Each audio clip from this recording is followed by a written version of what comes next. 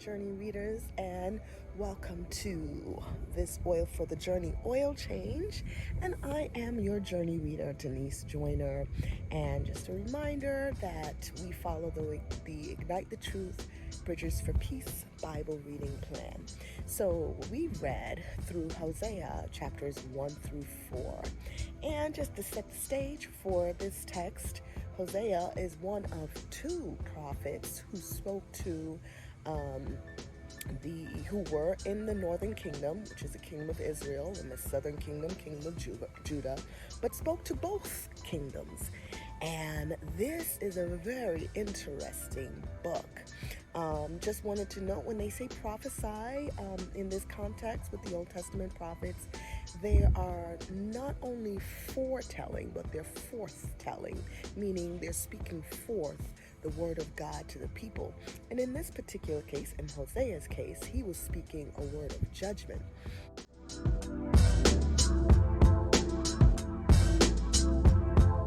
Now, there's a lot of symbolism and metaphoric images in this book. It is wise to note that Israel was at the peak of its materialistic gain during this time, around 720 BC. So they had wealth, and then along with that came a lot of debauchery, adultery, promiscuity, and God called Hosea to marry a promiscuous or an adulterous wife. Some theologians believe this wasn't to be taken literally. It was an example, and in chapter 3 it kind of goes into the fact that this was an example or a symbol of God's relationship with Israel, because they were on top with money and wealth and just having it all, not really money, but just having things and possessions. Then they felt that they can disobey God's law, which is the Mosaic law at this point, and do whatever they felt like doing. So they worshipped other gods, Baals or Baals, which were Egyptian gods. They made images, wooden images, and worshiped that. And they had, sex orgies and stuff like that around these worshiping of idols, these rituals. They did some wild stuff, guys.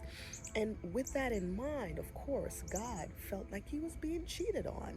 And so he expressed through the Old Testament prophet Hosea his feeling of discontent with the people and wanting to judge the people, and feeling analogous to someone who was being betrayed in their own marriage. So that's why he referred to Israel as an adulterous woman. And he had Hosea have kind of like an experience with a wife, understanding that, again, his wife may not have actually committed adultery, may not have actually been promiscuous, but Hosea was brought to feel as and empathize, as say God would empathize, as someone betraying him and turning their backs on someone that loved them. And then on the top of that, the flip side of that, the love of God, because he didn't only bring judgment, but he also showed them, if you're obedient, you get blessings. It'll go well with you. Just listen to his law. I often like to tell people in application that God's laws are not there to condemn and judge you. They're there because he loves you and he wants you to experience the fullness of life. Think about it this way. God said, "Thou shalt not commit adultery." That's in the law. 10 commandments. I believe the 7th commandment. And suppose that didn't exist, and people who got married had sex with whoever they wanted to and did whatever they wanted to in terms of their sexual fantasies and fulfillments. What does that produce? Other than children, potentially, it could produce heartbreak. And there's a whole lot of just negative experience and just unfulfillment in life that comes with an absentee parent, whether a mother or father, from the home. And God doesn't want you to go through that. So he put, be faithful to one woman only, one man only the rest of your life in a marital covenant and consummate that only within that union. And he had those laws for a reason. It was out of his love, not as a killjoy.